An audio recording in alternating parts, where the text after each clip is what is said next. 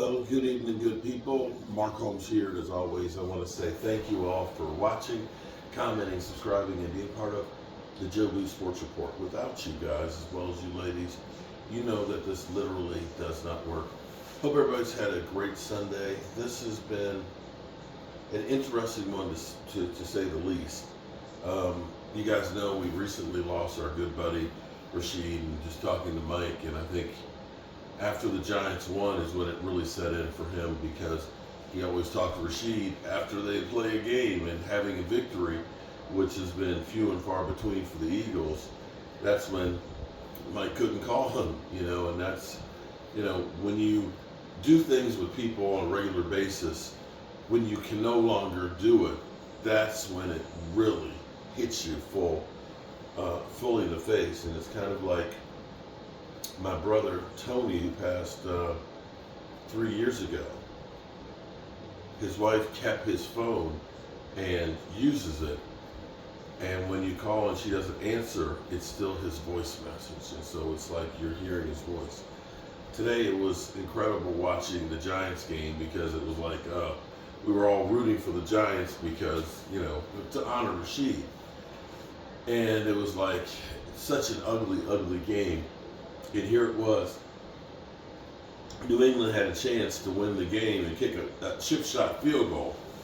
And it was just like the field goal goes up and went away. It was like, I felt like Rashid either blew it or pushed the field goal out of the way. I know that sounds crazy, but that's the way I want to look at it, and that's the way I want to think about it. And he is truly missed. I thought the power of Rashid, because I got a clip of him saying, as long as the Eagles lose, I might have a good week. And that's the way I feel about the Eagles, because as long as they lose, I'm going to have a good week. I have to give credit to the Eagles' Jalen Hurts, because that last drive where he took him down there for the score, he did everything he's supposed to do. But I'm going to say that maybe they're a team of destiny. I don't know. Or maybe they're a team that the NFL wants to make sure that wins. Or they just happen to get referees that have a blind eye. Because there are so many calls that are not being made by the officials that are truly blatant. And the NFL, sorry, you're losing credibility when you literally see a guy with that call with Josh Allen. First of all, the guy's hands hit his face mask. You could say hands to the face. Then, clearly a horse collar tackle as he's going down. And then you call intentional grounding when there was number 13 right there in the vicinity of where he was trying to get rid of it. That was literally a game-changing play. But I can't blame all of it on the officials, because the Bills still had opportunities with the missed field goals, with the guy taking the wrong route, or Josh Allen thinking he's going to take the other one. That one, short touchdown passes. As we talk about, the inches we need are everywhere. And the thing with the Bills is they've become that bad team. See, bad teams, and I have to say sometimes I put my Cowboys into this. The difference between a good team and a bad team is a good team, like the Eagles, find ways to win when they're not playing well. Bad teams seem to find ways to lose instead of taking the victory home. The difference between winning and losing is about this much. It honestly is. Now the Eagles, 10-1. And I think we've been looking at this the wrong way. We've been looking at this thinking that, we need somebody else to do our dirty work. Well, here's the reality. Maybe we get lucky and the 49ers beat them. Maybe the Giants get one. But in the end, the Cowboys, we're going to have to do it. You're going to have to do it the damn self. You can't depend on anybody except your damn self. That's the bottom line. If the Cowboys go in there, punch them in the mouth, and beat them, you don't need anybody else. Cowboys are a good team regardless of what they say. Now, everybody, of course, will say, hey, the Eagles, great win. And Jalen Hurts is an MVP candidate. He is probably leading the clubhouse right now. They beat the teams in front of him. But it seems like every week, no matter who it is, it always goes down to the wire.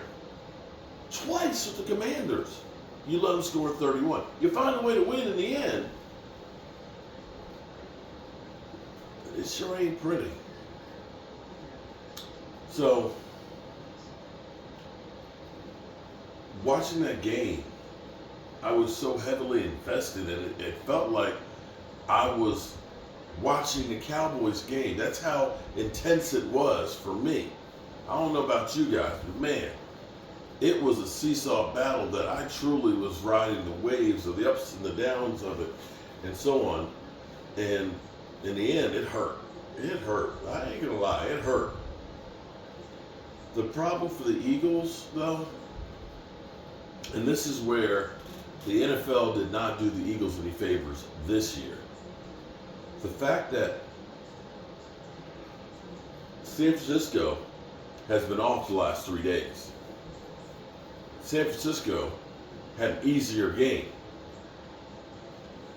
The Eagles play tonight, having gone into overtime, having players injured. Fletcher Cox, you saw, got hurt there.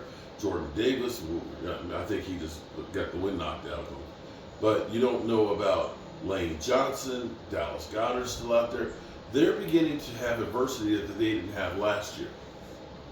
I'm not cheering and rooting that on because we've been there too many times where we've lost Tyron Smith on a regular, or we've lost, Dak Prescott and things. So I'm not rooting for injuries, but it is part of the game. Now for the Cowboys, here's where it's going to get interesting. I heard through the grapevine that the Cowboys were really interested in Shaq Leonard a couple days ago.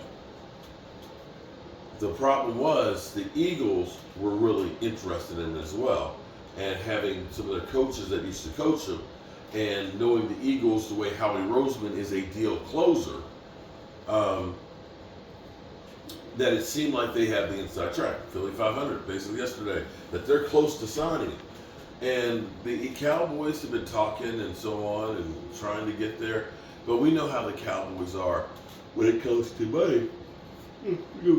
They don't want to overpay. And they always look at the long game versus the here and now. The Eagles always look at the here and now. I'm going to take care of the day. I'm going to worry about tomorrow.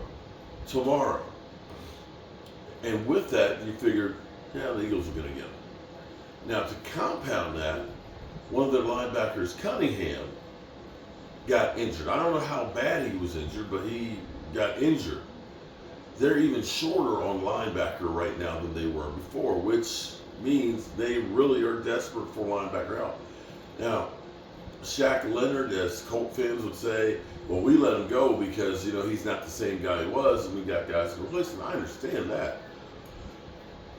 It would be great if we could get, the all-pro linebacker from 4 years ago. But the reality is that guy probably doesn't exist.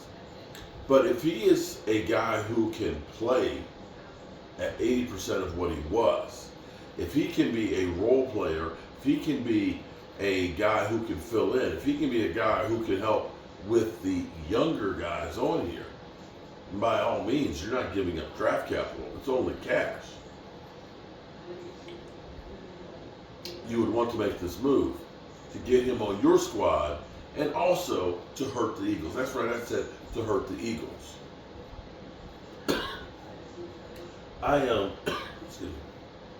I feel good about where my team is. I would have loved to have seen the Eagles lose today, but it didn't happen.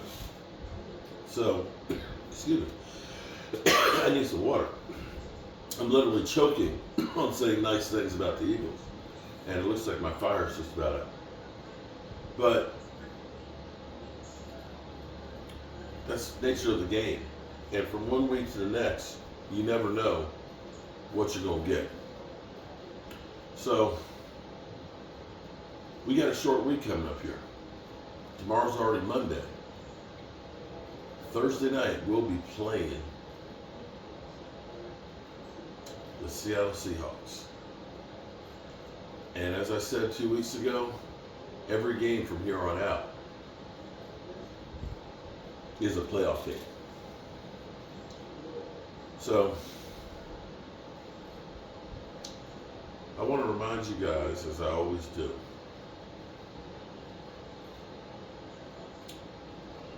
tell the people you love them. If losing Rashid this past week hasn't reminded you of that, I guess nothing will. I miss Rashid. I miss Stewart.